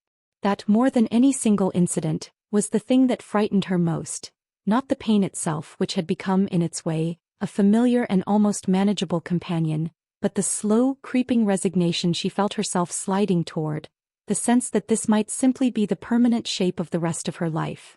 A marriage held together by her own refusal to leave it, populated by a husband whose body lived in the house and whose actual presence had relocated somewhere she could no longer reach. It was Pastor Mitchell in late July, who finally gave her language for the thing she had not yet allowed herself to fully name. She had gone to see him alone without telling Caleb, sitting across from his desk in the small book-lined office at Millhaven Community Church where she had brought every major crisis of the last several years, and she told him everything: the arrangement, the women, the slow dissolution of her marriage's daily life, and finally, with some shame, Theo and the gentle, persistent, entirely undemanding way he had begun to occupy a corner of her heart she had not given him permission to occupy, and could not entirely seem to evict him from either. Pastor Mitchell listened to all of it without interrupting, and when she finished he sat back in his chair and was quiet for a long moment before he spoke. Naomi, I want to say 2 things and I want you to hear both of them, because I think you've only been letting yourself hear one. Okay. The first thing is what you already know and what I think you've held on to with real courage this whole time. Your vow matters. It matters to God and it should matter to you, and the fact that Caleb has broken faith with it does not release you from the character you've chosen to have inside it. Staying, choosing not to retaliate, choosing not to let his sin become an excuse for your own, that has cost you something enormous, and I don't think you should ever let anyone tell you that cost wasn't worth something real in God's eyes. And the second thing? The second thing, he said more gently, is that faithfulness to your vow does not require you to disappear. It does not require you to have no needs of your own, no friendships, no joy, no growth while you wait for your husband to come to his senses. I'm concerned hearing you talk about Theo not because I think you've done anything wrong. You haven't, Naomi. You've been honest with him and honest with yourself in a situation that would have tempted plenty of people to be neither. But because I hear, underneath the guilt you're carrying about him, a woman who has been so starved for basic attention and basic care that a kind stranger at a farmer's market has started to feel like water in a desert. That should tell you something. Not about Theo. About how long you've been thirsty. Naomi sat with that for a long moment, feeling something in her chest loosen slightly, some knot she had not realized she'd been carrying. What do I do with that? She asked. I think, Pastor Mitchell said carefully, you keep your vow. I think you keep being honest with Theo about where the line is, and I trust you to hold that line because I've watched you hold harder lines than that for a year now. But I also think you stop apologizing for needing things. For the bakery, for joy, for whatever has started to make you feel like a whole person again instead of half of one, in Theo's words, which I think was a wiser observation than he probably realized. Caleb broke this marriage open, Naomi. You do not also have to break yourself in the process of staying faithful to it. There is a difference between being faithful and being erased. I want you to find that difference and live inside it for as long as this takes. She left his office that afternoon with something she had not had in months. Not a solution, not a resolution, but a kind of permission she had not known she needed. Permission to keep her vow without continuing to vanish inside the keeping of it. Chapter 11. The Woman in the Yellow Dress. The change, when Naomi finally allowed herself to actually live inside Pastor Mitchell's permission, was not dramatic. It was not, she would have insisted to anyone who asked, about becoming a different woman at all. It was, if anything, about becoming more entirely the woman she had always quietly suspected she might be, underneath 11 years of careful self-diminishment she had mistaken for a very long time for virtue. She did not start wearing makeup she didn't want to wear, or clothes that made her uncomfortable, or adopt some borrowed version of the confidence she'd watched women like Deborah Calloway and Vanessa Pruitt wear like a fragrance. What she did instead was smaller and far more durable. She stopped making herself small. She expanded the bakery, took on a second tent at the market, hired a teenage girl from her church to help on Saturdays, started supplying a small cafe in downtown Millhaven with bread 3 mornings a week, work that filled her hands and her mornings, and increasingly, a quiet, growing bank account entirely separate from Caleb's, which she had not set up with any particular plan in mind beyond the simple, steadying knowledge that she could. She started laughing more, and not performed laughter either, but the genuine, unguarded kind, the kind that had once come easily to a 16-year-old on the hood of a truck and had gone quiet for the better part of a decade without her quite noticing its absence. She rejoined a Bible study she'd let lapse 2 years earlier when the children's schedules had grown too full, made 2 new friends through it, started having actual, substantive conversations again about things beyond carpool schedules. She bought, on a whim, on a Tuesday afternoon when Joy dragged her into a boutique in downtown Millhaven, a yellow sundress. Simple, modest still, well within everything she had always believed about herself, but bright in a way that nothing in her closet had been bright in years. And when she put it on for the first time, standing in front of her bedroom mirror, she found herself studying her own reflection for a long moment with an expression that was almost, though not quite, surprise. She wore it to the market the following Saturday, and Theo, arriving for his now customary visit, stopped mid-step at the sight of her and then caught himself and smiled and said only, "That's a good color on you," with a careful, deliberate restraint that told Naomi he knew exactly how close he was standing to a line he had promised not to cross, and had decided once again to honor that promise. It was that same Saturday as it happened that Caleb saw her. He had not planned to come to the market, had in fact told Naomi the night before that he had errands to run on the other side of town, but a meeting had ended early and he found himself, almost without deciding to, driving toward the old depot, telling himself he wanted to check on how the bakery business was actually going, a curiosity he had not bothered to indulge in months despite Naomi's growing success at it, which he had, if he was honest with himself, mostly registered from a distance with a kind of vague, unexamined surprise. He parked across the lot and walked toward her tent before she saw him, and what stopped him, what genuinely, physically stopped him in his tracks 20 feet from his own wife's bakery stand, was not anything dramatic. It was simply the sight of her, in a yellow dress he did not recognize, laughing at something the teenage helper had said, her hair loose around her shoulders in a way she rarely wore it anymore, handing change to a customer with the easy, unhurried confidence of a woman who had built something entirely her own and new, without needing anyone to tell her exactly how good it was.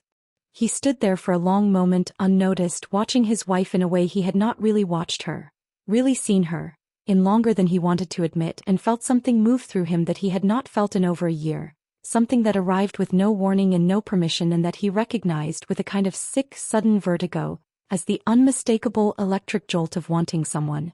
It was worse somehow for being his own wife. He watched her laugh again at something else, watched a man, younger, easy-looking, with reading glasses pushed up into his hair, lean against the edge of her tent and say something that made her roll her eyes and swat at him with a dish towel, a gesture of easy, established familiarity that landed in Caleb's chest like a dropped stone, and he stood there in the gravel lot 20 feet away, feeling something he had absolutely no right to feel and could not, no matter how he tried, talk himself out of feeling. A hot, unreasonable spike of jealousy, aimed at a stranger, over a wife he himself had given permission 8 months earlier to live exactly this kind of free and separate life. He did not go up to the tent. He stood there a moment longer, watching her work, watching her laugh, watching the particular light in her face that he had not seen directed at him in longer than he wanted to calculate, and then he turned around and walked back to his car and sat in the driver's seat for nearly 20 minutes without starting the engine, staring at nothing, trying to understand the thing happening in his own chest and finding, to his considerable alarm, that he could not. It was that same Saturday as it happened that Caleb saw her. He had not planned to come to the market, had in fact told Naomi the night before that he had errands to run on the other side of town, but a meeting had ended early and he found himself, almost without deciding to, driving toward the old depot, telling himself he wanted to check on how the bakery business was actually going, a curiosity he had not bothered to indulge in months despite Naomi's growing success at it, which he had, if he was honest with himself, mostly registered from a distance with a kind of vague, unexamined surprise.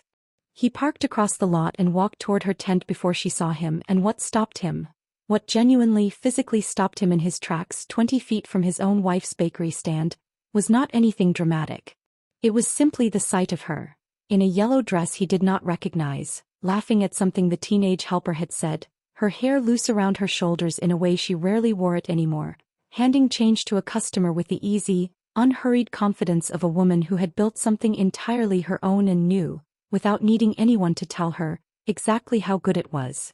He stood there for a long moment unnoticed, watching his wife in a way he had not really watched her, really seen her, in longer than he wanted to admit, and felt something move through him that he had not felt in over a year, something that arrived with no warning and no permission and that he recognized with a kind of sick, sudden vertigo, as the unmistakable electric jolt of wanting someone. It was worse somehow for being his own wife. He watched her laugh again at something else, watched a man, younger, easy-looking, with reading glasses pushed up into his hair, lean against the edge of her tent and say something that made her roll her eyes and swat at him with a dish towel, a gesture of easy, established familiarity that landed in Caleb's chest like a dropped stone, and he stood there in the gravel lot 20 feet away, feeling something he had absolutely no right to feel and could not, no matter how he tried, talk himself out of feeling. A hot, unreasonable spike of jealousy, aimed at a stranger, over a wife he himself had given permission 8 months earlier to live exactly this kind of free and separate life. He did not go up to the tent. He stood there a moment longer, watching her work, watching her laugh, watching the particular light in her face that he had not seen directed at him in longer than he wanted to calculate, and then he turned around and walked back to his car and sat in the driver's seat for nearly 20 minutes without starting the engine, staring at nothing, trying to understand the thing happening in his own chest and finding, to his considerable alarm, that he could not. Chapter 12. What Caleb saw at the farmer's market. He told no one about that Saturday. He told himself for nearly a week that what he'd felt standing in that gravel lot had been some passing aberration, an old leftover possessiveness with no real substance behind it, easily explained away and just as easily forgotten. It did not stay forgotten. It came back to him at odd hours over the following weeks. Driving home from the office, lying awake in the guest room, he had stopped questioning the necessity of sitting across from Naomi at family dinners where he found himself, with increasing and disorienting frequency, simply watching her, the way she still managed every single night to ask each of their children a specific, genuine question about their day rather than a generic one, the way she had started lately telling small stories at the table about funny things customers said at the market, stories that made even Levi, deep in the particular self-consciousness of early adolescence, laugh out loud. He found himself, one evening in August, standing in the doorway of the kitchen watching her decorate a birthday cake for a customer's order, her tongue caught between her teeth in concentration, flour dusted across one cheekbone, utterly absorbed in the work in a way that struck him as more genuinely beautiful than anything he had witnessed in a year of carefully curated evenings with women whose names, if he was honest with himself, he sometimes had to consciously work to remember. "You're staring," Naomi said without looking up. "Sorry," he said and did not move from the doorway. "It's good. What you've built. The bakery. Thank you." She did not say it warmly exactly, but she did not say it coldly either. Simply as a fact accepted, no longer requiring his approval the way it might once, a year ago, have quietly required it. "Who's the guy?" Caleb asked before he could stop himself. "At the market. The one who's there a lot." Naomi's hands stilled very briefly on the piping bag and then resumed their work. "His name is Theo. He's a friend." "A friend?" "Yes, Caleb. A friend." She looked up at him then, and there was something in her eyes. Not anger, not even particularly defensive, just a kind of level, unflinching directness he was not used to receiving from her anymore. "Is there a reason you're asking?" He did not have a good answer ready, and the honest answer, "Because watching you laugh with him made me feel something I have absolutely no right to feel given everything I've done," was not one he was prepared to say out loud, not yet, not to her, not even fully to himself. "No reason," he said. "Just curious." She looked at him a moment longer, and something in her expression suggested she did not entirely believe him, and did not, at this particular point in their marriage, much care whether he was telling the truth or not. "He's a good man," she said simply, returning her attention to the cake. "He's been a good friend to me this year when I haven't had a lot of those to spare. That's all it is. I told him the first week I met him that I was married, and I've never let it become anything more than that, and I'd appreciate you not implying otherwise, especially given the year we've had." It was a fair point, sharply and accurately made, and Caleb had nothing to say in response to it, because there was nothing he could say that would not require him to confront, head-on, the staggering hypocrisy of feeling jealous over an entirely chaste friendship while he himself had spent the better part of a year doing considerably worse than friendship with a rotating cast of women whose names he sometimes forgot. He went up to bed that night, his own bed for once, not the guest room, an instinct he did not examine too closely, and lay awake long after Naomi had fallen asleep beside him, an uncomfortable, unfamiliar distance away, and turned the evening over and over in his mind and arrived, slowly, reluctantly, at a conclusion he did not want and could not seem to avoid. He was falling in love with his own wife again. It should not have been possible to phrase it that way. He had told himself this whole past year that he had never stopped loving her, that the arrangement had never been about loving her less, only about wanting something more, something different, something her steady, faithful, soft-spoken self had never been built to provide. But lying there in the dark, watching the rise and fall of her shoulder in the moonlight coming through the curtains, he understood, with a clarity that felt almost violent in its suddenness, that what he was feeling now was not some steady, unbroken continuation of 11 years of marriage. It was new. It was the specific, electric, slightly desperate feeling of wanting someone who was no longer entirely certain she wanted you back. And it had absolutely nothing in common with the comfortable, settled affection he'd spent the last year taking quietly for granted. He had spent a year looking for something outside his marriage that would make him feel the way he'd felt at 17, handing a peach back to a girl on the hood of a truck. He understood now, with a dawning and deeply unwelcome horror, that the only person who had ever actually made him feel that way was lying 3 feet away from him, in a bed he had spent the better part of a year treating as a formality, and that he had spent every single day of this last year actively, methodically, irreversibly destroying his only chance of ever feeling it again. He did not know yet what to do with that realization. He only knew, lying awake long into that August night, that something fundamental had shifted in him, and that whatever came next was going to require something from him he had not yet found the courage to give. The truth finally, fully, without a single hedge or excuse left standing, about exactly what he had done and exactly what it had cost. Chapter 13. Ryan's Empty House.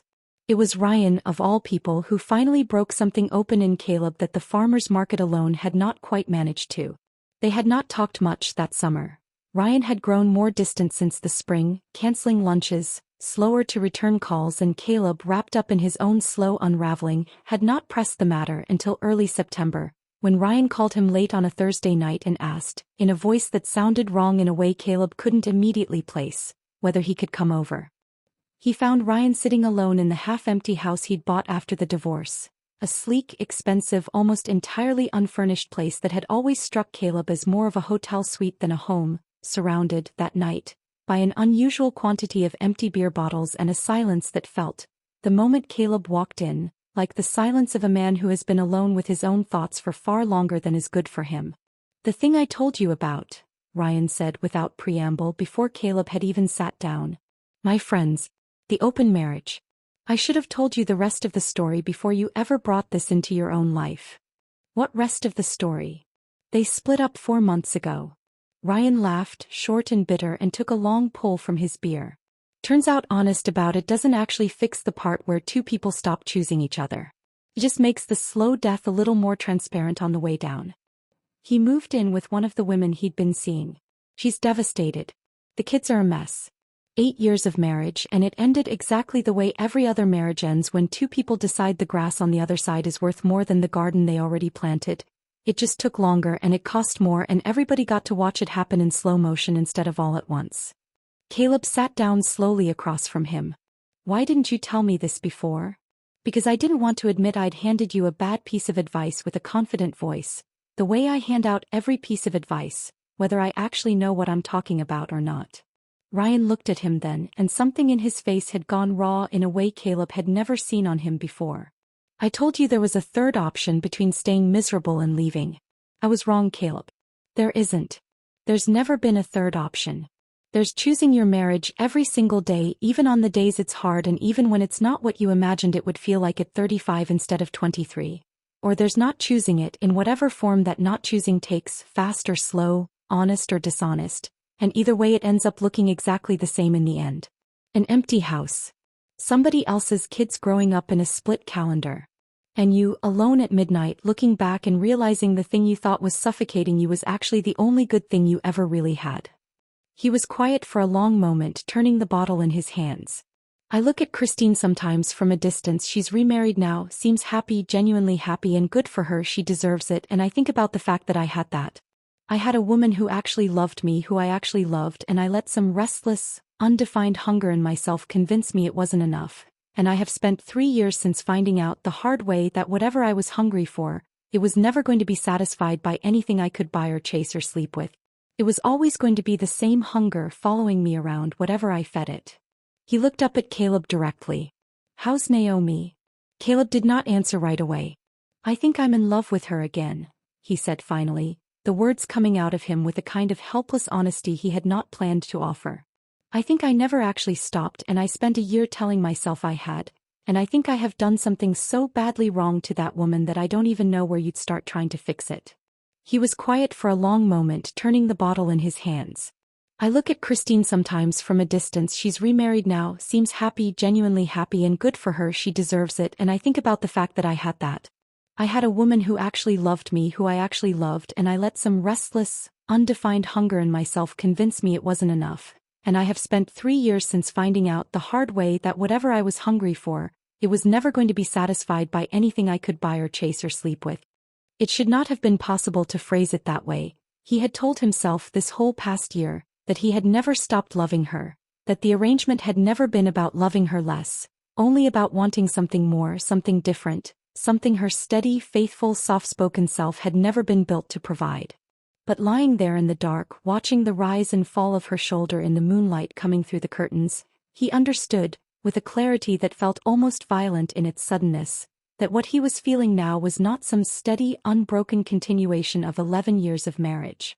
It was new. It was the specific, electric, slightly desperate feeling of wanting someone who was no longer entirely certain she wanted you back. And it had absolutely nothing in common with the comfortable, settled affection he'd spent the last year taking quietly for granted. He had spent a year looking for something outside his marriage that would make him feel the way he'd felt at 17, handing a peach back to a girl on the hood of a truck.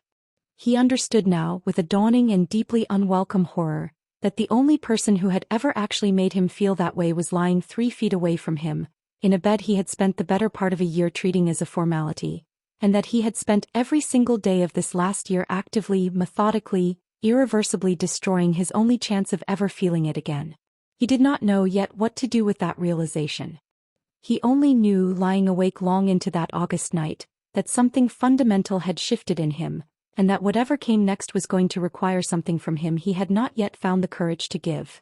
The truth finally, fully, without a single hedge or excuse left standing, about exactly what he had done and exactly what it had cost. Chapter 13. Ryan's empty house. It was Ryan, of all people, who finally broke something open in Caleb that the farmer's market alone had not quite managed to. They had not talked much that summer. Ryan had grown more distant since the spring, canceling lunches, slower to return calls, and Caleb, wrapped up in his own slow unraveling, had not pressed the matter until early September, when Ryan called him late on a Thursday night and asked, in a voice that sounded wrong in a way Caleb couldn't immediately place, whether he could come over. He found Ryan sitting alone in the half-empty house he'd bought after the divorce, a sleek, expensive, almost entirely unfurnished place that had always struck Caleb as more of a hotel suite than a home, surrounded, that night, by an unusual quantity of empty beer bottles and a silence that felt, the moment Caleb walked in, like the silence of a man who has been alone with his own thoughts for far longer than is good for him. "The thing I told you about," Ryan said without preamble before Caleb had even sat down. "My friends. The open marriage. I should have told you the rest of the story before you ever brought this into your own life." "What rest of the story?" "They split up 4 months ago." Ryan laughed, short and bitter, and took a long pull from his beer. "Turns out honest about it doesn't actually fix the part where two people stop choosing each other. It just makes the slow death a little more transparent on the way down." He moved in with one of the women he'd been seeing. "She's devastated. The kids are a mess. 8 years of marriage, and it ended exactly the way every other marriage ends, when two people decide the grass on the other side is worth more than the garden they already planted. It just took longer and it cost more, and everybody got to watch it happen in slow motion instead of all at once." Caleb sat down slowly across from him. "Why didn't you tell me this before?" "Because I didn't want to admit I'd handed you a bad piece of advice with a confident voice, the way I hand out every piece of advice, whether I actually know what I'm talking about or not." Ryan looked at him then, and something in his face had gone raw in a way Caleb had never seen on him before.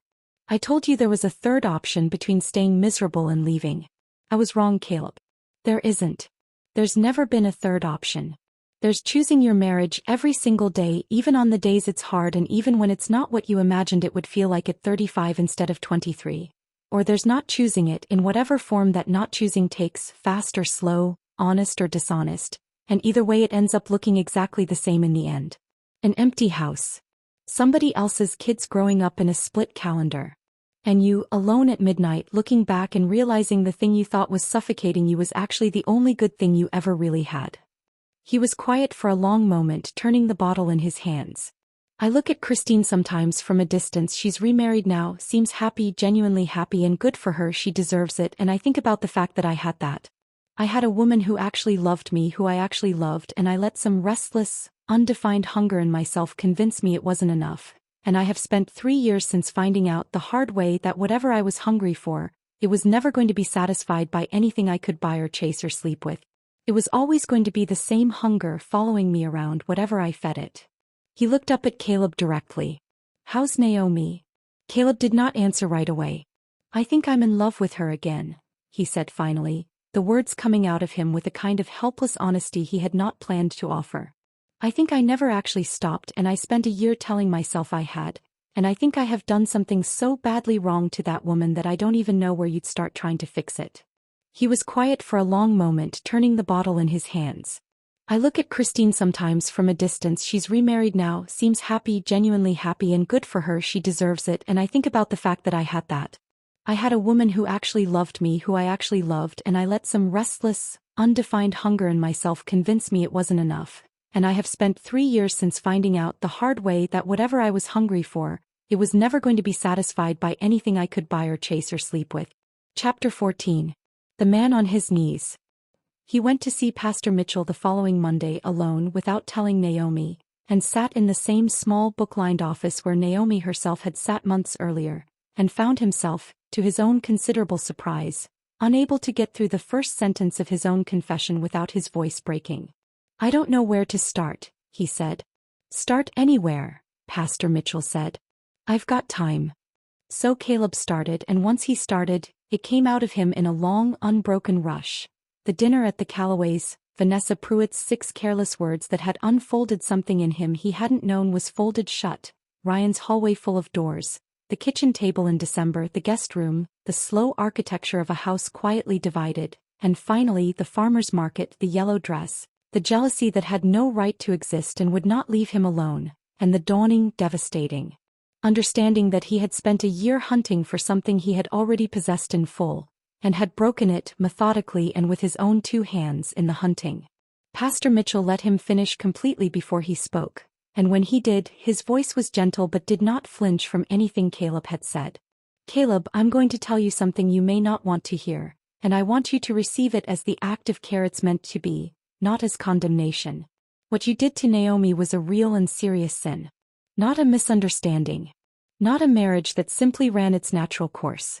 You took a vow you made before God and in front of everyone you loved, and you broke it deliberately with your eyes open, and you did it for the better part of a year while a woman who never once stopped trying to honor her own half of that vow watched you do it.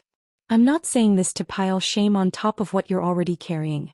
I'm saying it because real repentance has to start with seeing the thing clearly without softening it, without explaining it away as a midlife confusion or a marriage that had simply grown stale. You did this. And the road back, if there is one, starts with you fully owning that, not as a strategy to win her back but because it's true. Caleb sat with that, his head in his hands, and found that he could not argue with a single word of it. What do I do? He asked finally. First, Pastor Mitchell said, you end it. Completely, immediately, with no ambiguity left in it at all. Every arrangement, every contact, every door you've opened this past year closed for good today before you say another word to Naomi about wanting her back. She needs to see that this isn't about winning some competition with another man at the farmer's market. It's about you finally understanding what you actually want, independent of anyone else's involvement in the story at all. Second, you tell her the truth. The whole truth, not a curated version of it designed to make yourself look less culpable. She deserves to know exactly what she's been living through this past year, even the parts that will hurt her to hear, because she has earned, through everything she's carried, the dignity of a complete and honest accounting. Third, and this is the part one want you to hear most clearly, Caleb, because I suspect it's the part you're least prepared for. You do not get to demand her forgiveness or expect it on any particular timeline, or treat her hesitation as evidence that she's being unfair to you. You broke this. She gets to take exactly as long as she needs to decide whether and how she wants to rebuild it, and your job, for as long as that takes, is simply to keep showing up faithfully without resentment, without keeping score for as long as it takes, and to genuinely accept as a real possibility that the answer might eventually be no. And if it is? Caleb's voice had gone very quiet. If she says no, then you will have to live with the consequence of what you chose, Pastor Mitchell said, not unkindly.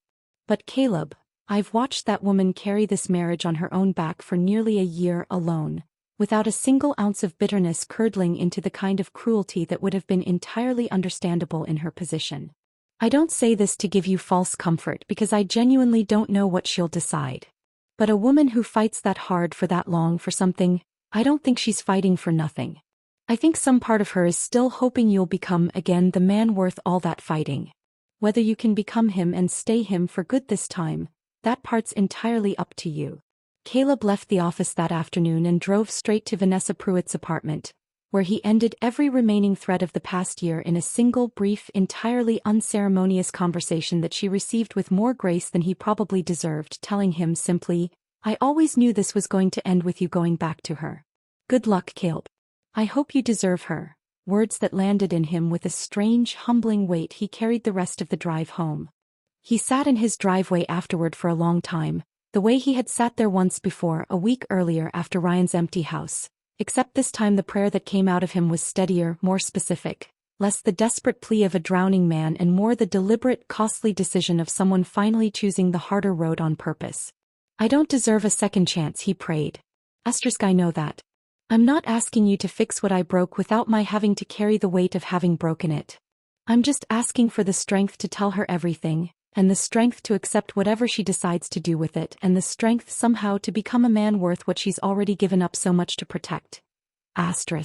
He went inside. Naomi was at the kitchen table going over orders for the bakery and looked up when he came in, and something in his face must have told her this was, finally, a different kind of conversation than any they'd had in the long, exhausted year behind them, because she set down her pen and gave him, as she always had, her full and undivided attention. "I need to tell you everything," Caleb said. "All of it. No more half-truths. And then I need to ask you for something I have absolutely no right to ask for, and I need you to know, going into it, that you don't owe me a single thing in return." Chapter 15. What Theo offered her. The full truth, when it finally came, took the better part of 3 hours, delivered at the kitchen table with the lights left on long after the children had gone to bed, and Naomi listened to every word of it. The dinner at the Callaways, Vanessa Pruitt by name, the women whose presence she had only ever registered through forgotten earrings and unfamiliar perfume, all of it laid out finally with nothing held back, without interrupting, her face carefully, deliberately still, the same stillness she had worn the night the word open had first entered their kitchen 10 months earlier. When he finished, she sat in silence for a long time. "Why are you telling me all of this now?" she asked finally. "Why not 3 months ago? Why not when I asked you in February whether you were happy and you said you didn't know?" "Because I was a coward in February," Caleb said. "I'm telling you now because I finally understand what I actually want, and what I actually want is you, Naomi. Not the idea of you. Not some safer, easier version of my marriage where nobody gets hurt and I get to keep all my doors open at the same time. I ended everything today. All of it. Completely. And I'm not telling you that to ask you to forgive me on the spot, because I know I don't deserve that, and I'm not asking you to pretend this year didn't happen. I'm just telling you the truth, finally, all of it, and asking you whether there's any version of a future where you'd even consider letting me try to earn back what I threw away." Naomi did not answer that night. She told him gently but firmly that she needed time, real time, not a performance of time, before she gave him the answer he was hoping for, and Caleb, to his own credit, did not push, did not argue, simply nodded and said he understood, and went that night to sleep in the guest room of his own accord, for the first time all year, not as a punishment or an evasion but as a genuine, deliberate act of giving her the space she'd asked for. It was Theo who, unknowingly, forced the question to its final point. He had noticed, over the following 2 weeks, a change in Naomi he could not quite place, a distractedness, a heaviness behind her usual warmth at the market stall, and on a Saturday in late September, as they packed up the last of the unsold bread together, he finally asked her directly what was wrong. She told him. Not everything, not the full and devastating particulars of the year behind her, which felt even now too private to hand fully to anyone outside the marriage itself, but enough. That Caleb had ended his arrangement. That he had told her everything finally, and asked for a chance to rebuild what he'd broken. That she did not yet know what she was going to do. Theo was quiet for a long moment, methodically folding a tablecloth he did not need to fold so carefully, and when he finally spoke, his voice had a rawness to it she had not heard from him before. "Can I say something? And I want you to know before I say it, that I'm not trying to compete with anything, or manipulate you into anything. I just think I've earned the right after everything to say this one thing honestly, and then I'll respect whatever you decide completely, no matter what it is. Okay. I think you should leave him." Naomi looked up at him, startled by the directness of it. "Not because he doesn't deserve a chance to change. Maybe he does, I don't know him the way you do. But because I've watched you this whole year become someone genuinely extraordinary, Naomi, right in front of me, and I don't think you fully see it yet, how far you've come from the woman who told me that first Saturday that she was married like it was an apology she owed me. You built something entirely your own. You found a version of yourself that's confident and joyful and completely undiminished, and you did all of that while he was off doing exactly the opposite with his time. I think you deserve someone who's been building something alongside you this whole year, instead of someone who's only just now waking up to what he almost lost. I think." He stopped, and when he continued, his voice had gone quieter, more exposed than she had ever heard it. "I think I love you. I've thought it for months and never said it because I knew where the line was and I respected it. But I'm saying it now because I think you're standing at a fork in the road, and I don't think it's fair to you if I let you walk down it without knowing every option that's actually in front of you. I would take care of you. I would build a life with you and your children that didn't require you to spend a single day wondering whether you mattered enough to be chosen. I'm not asking you to decide anything right now. I just needed you to know that before you decide." Naomi stood very still in the gravel lot, the late September light going gold and low around them, and felt the full, dizzying weight of the choice actually being laid in front of her for the first time, Not in the abstract, not as some hypothetical she could keep at a comfortable distance, but here now real, offered by a genuinely good man who was telling her plainly that he would build with her something her own husband had spent a year quietly tearing down. She did not answer him that day either. She drove home with the weight of two men's hopes sitting heavy in the passenger seat beside her, and that night after the children were asleep she did not go to Joy and she did not go to Pastor Mitchell. She went to the porch alone with her Bible and her cold tea, the same porch where she had sat the night Caleb first asked her, all those months ago, whether she ever wished she wanted different things, and she stayed there for a long time turning over, with a clarity she had been too exhausted and too wounded to access for most of the past year, the actual shape of the decision in front of her. She did not love Theo. She understood this, finally, with real certainty, sitting alone in the dark. She had been fond of him, grateful to him, warmed by him in a year when warmth had been scarce, and some small lonely part of her had let that fondness grow a little larger than it should have, because it had felt for a while like the only proof she had that she was still worth noticing. But what she felt for Theo was not the thing she had felt at 16 on the hood of a truck, was not 11 years of shared history and shared children and a love that had been for a very long time before it broke, genuinely and completely real. It was the comfort of being seen by someone safe, when the person who was supposed to see her had stopped looking. That was not nothing. But it was not, she understood now, a foundation sturdy enough to build the rest of her life on. The harder question, the one that kept her on that porch long past midnight, was not whether she loved Theo. It was whether she could forgive Caleb. Whether forgiveness in this particular case was even the same thing as reconciliation, or whether a person could forgive fully, release the bitterness, let go of the right to punish and still, with complete moral clarity, decide that the marriage itself had been too badly broken to rebuild. She prayed about it for a long time in the same raw, wrestling way she had prayed on the kitchen floor the night this had all begun, and what came to her eventually was not a clean answer so much as a clarifying question, one she recognized with some surprise as having Joy's grandmother's voice underneath it. Are you staying because you're afraid to choose anything else? Or are you staying if you stay because you've decided with your whole clear mind that this is still the marriage you want to fight for? She sat with that question until the porch light attracted the first moths of the evening, and somewhere in the long, quiet hours watching them circle she finally found something that felt, for the first time in nearly a year, less like enduring and more like deciding. Chapter 16. The Vow We Make Twice. She told Caleb 3 days later that she was willing to try. She was careful telling him to make clear exactly what she meant and did not mean by it, that willing to try was not the same as already forgiven, that the road back was going to require more from him than a single honest conversation and a closed door at Vanessa Pruitt's apartment, that she would need, for longer than either of them might want, to see the truth of his change proven out in 100 ordinary days rather than promised in one extraordinary night. Caleb agreed to all of it, and more than agreed, he asked himself for accountability he had not been asked to provide. Weekly counseling with Pastor Mitchell, both of them together for as long as it took. A complete and standing openness about his phone, his calendar, his whereabouts, not because Naomi demanded surveillance but because he understood finally that trust rebuilt itself one transparent day at a time and that he had forfeited for the foreseeable future any right to ask her. Simply to take his word for it. It was not, that autumn and winter, a swift or a simple healing. There were nights Naomi woke from dreams about the guest room and could not look at Caleb across the breakfast table without her whole body going cold with old grief.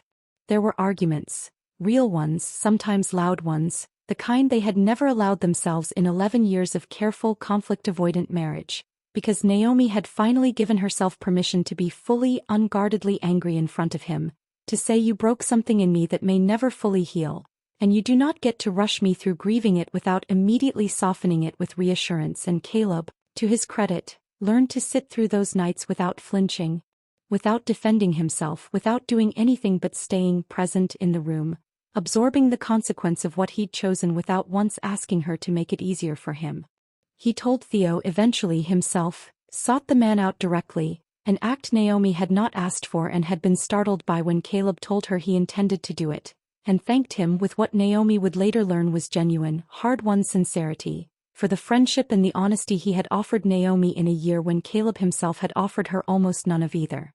Theo, for his part, wished them well with a grace that confirmed one final time exactly the kind of man he had always been, and moved the following spring to a teaching position 2 states away, a clean and gentle ending to a chapter that had never become anything more than what it honestly was. Caleb learned slowly across that winter to see his wife, really see her, the way he had on that single devastating afternoon at the farmer's market, not as a comfortable fixture of a life he'd once taken for granted, but as the specific, extraordinary woman she had always actually been, underneath 11 years of his own inattention. A woman who had built with her own 2 hands, a thriving small business out of nothing but flour and grief and stubborn hope, who had held an entire family together through a year that would have broken most people, who had found somewhere in the wreckage of everything he'd done to her, a confidence and a joy that had nothing whatsoever to do with him, and that he understood finally he wanted to spend the rest of his life supporting rather than overlooking. Chapter 16. The Vow We Make Twice. She told Caleb 3 days later that she was willing to try. She was careful telling him to make clear exactly what she meant and did not mean by it, that willing to try was not the same as already forgiven, that the road back was going to require more from him than a single honest conversation and a closed door at Vanessa Pruitt's apartment, that she would need, for longer than either of them might want, to see the truth of his change proven out in 100 ordinary days rather than promised in one extraordinary night. Caleb agreed to all of it, and more than agreed, he asked himself for accountability he had not been asked to provide. Weekly counseling with Pastor Mitchell, both of them together for as long as it took. A complete and standing openness about his phone, his calendar, his whereabouts, not because Naomi demanded surveillance but because he understood finally that trust rebuilt itself one transparent day at a time, and that he had forfeited for the foreseeable future any right to ask her simply to take his word for it.